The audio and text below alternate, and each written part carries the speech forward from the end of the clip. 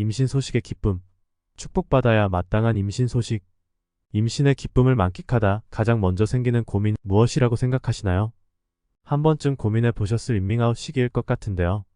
가족, 친구 등 가까운 지인부터 회사까지 언제 임신 소식을 알려야 할지 고민 중이신가요?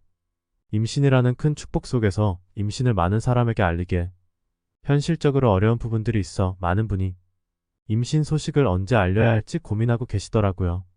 그래서 이른바 임밍아웃이라는 신조어도 생겨나지 않았나 싶어요. 여기서 잠깐 임밍아웃이란 임신과 커밍아웃을 합친 신조어로 임신 사실을 알린다는 뜻입니다. 임신을 알리는 임밍아웃 시기를 고민하는 이유로 가장 대표적인 것은 혹시 모를 유산이나 직장, 개인적인 문제 등의 이유로 임신을 알리는 것을 어려워하는 경우가 있습니다. 임밍아웃의 시기는 개인 성향이나 상황별로 차이가 큰 편이나 특히 임신 안정기로 접어들기 전인 임신 초기에는 아직 아기가 완전히 자리를 잡기 전이기 때문에 초기 유산이 흔하게 발생할 수 있어 임신 초기에 임밍아웃을 꺼리는 분들도 많이 계십니다. 그렇다면 임신 소식 주변인들에게 언제쯤 말하면 좋을까요? 지금부터 임밍아웃 시기에 대해 자세히 알아보도록 하겠습니다.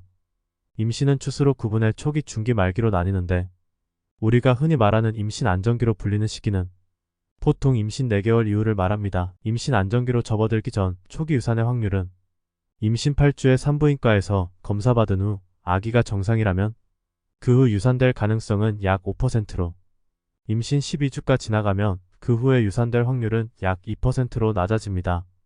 그렇기 때문에 임밍아웃의 시기는 임신 안정기에 다다랐을 때 알리는 것이 좋다고 합니다.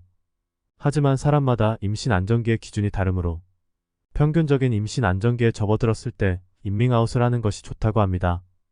평균적인 임신 안정기란 임신 4개월인 13주 이후이므로 이 시기에 임밍아웃을 하기 가장 좋은 시기라고 할 수 있는데 16주 이전까지는 이것저것 다양한 검사가 많이 진행되기 때문에 주변 지인들의 관련 질문에 예민해지거나 스트레스를 받을 수 있어 웬만한 검사가 끝난 16주 이후에 알리는 것도 좋은 방법입니다. 하지만 16주까지 임신 소식을 알리지 않아 가족이나 가까운 지인들이 섭섭해하거나 16주까지 입이 근질근질해서 참지 못하시겠다면 가까운 지인과 가족들에게는 8주 이후 알리는 것이 좋겠습니다. 임신 45주쯤이면 아기 집을 확인하고 임신 7주가 되면 아기의 심장 소리를 들을 수 있습니다. 이때가 유산이 가장 많을 시기이긴 하지만 심장 박동 소리를 들었다면 유산에 대한 위험 요소가 아예 없는 것은 아니지만 확률적으로 유산의 위험도가 많이 줄어들기 때문에 아기의 심장 소리를 확인한 후 가족 또는 가까운 지인에게 임신 소식을 알려 임신 초기부터 많은 정보와 배려 등을 받는 것이 좋겠습니다. 가족과 가까운 지인들에게는 산모의 몸 상태와 양가 부모님들의 상황을 고려해 남편과 상의한 후 임밍아웃을 하는 것이 좋겠습니다. 요즘에는 임신을 센스 있게 알리는 법으로 임밍아웃 이벤트도 재미있게 하는 경우가 많아 유튜브 영상에서도 임밍아웃 브이로그 장르가 따로 있을 정도인데요. 가족들이나 가까운 지인이 임신 소식을 알게 되는 감동적인 순간 영상으로 찍어 남겨보는 것도 좋을 것 같아요. 직장을 다니고 있다면 직장 내 임밍아웃 시기에 대해서도 고민일 텐데요.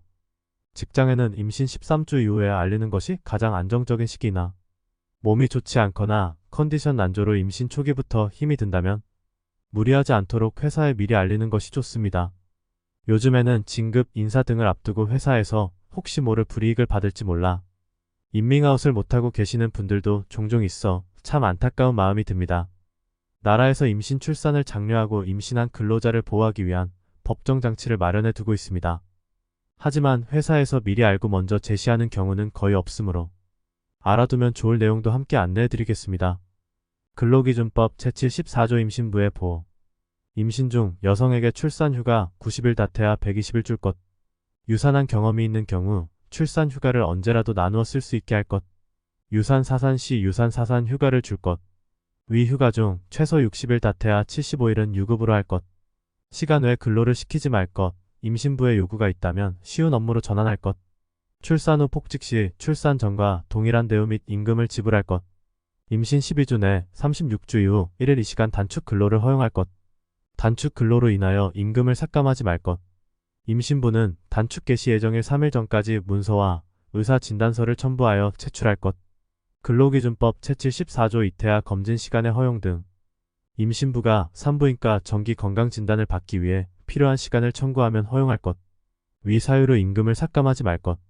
모자부건법 시행규칙 보건복지부령 제749호. 임신 28주까지 4주마다 1회. 임신 2936주까지 2주마다 1회. 임신 37주 이후 1주마다 1회. 장애인 고령산모, 다태아, 고위험 임산부는 위 횟수를 초과할 수 있음. 오늘은 유산의 확률이 낮아지는 때인 임신 안정기와 함께 임밍아웃 시기에 대해서 알아보았습니다.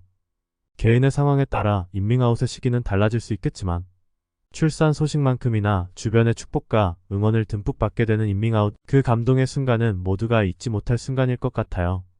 함께한 모든 분이 건강하게 아기를 만나길 바랍니다.